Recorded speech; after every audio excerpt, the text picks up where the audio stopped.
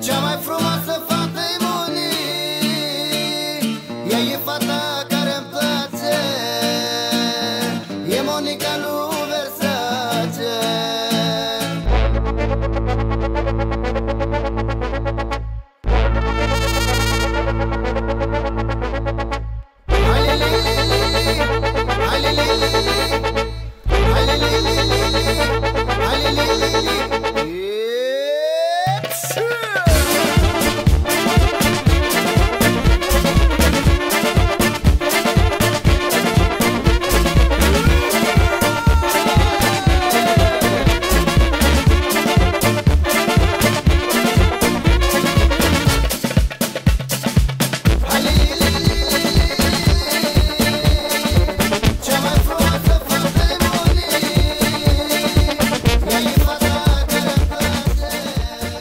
El circ a l'escola és una activitat on portem tallers o espectacles a l'escola.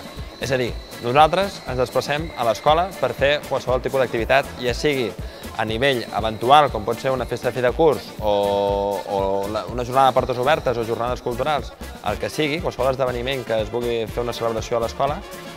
I també hi ha l'altra possibilitat, que és anar a l'escola a cobrir un extraescolar de circ, fer un curs regular de circ.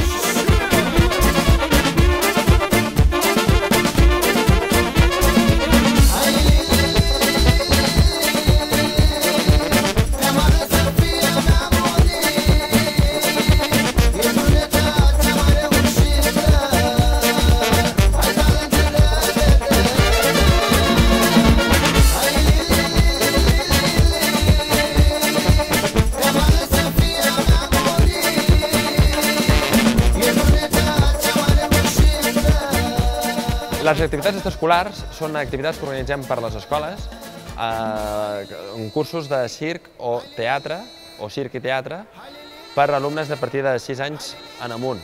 Normalment agafem grups d'entre 10 a 12 alumnes. De què es tracta? Doncs que ensenyem les diferents disciplines del circ.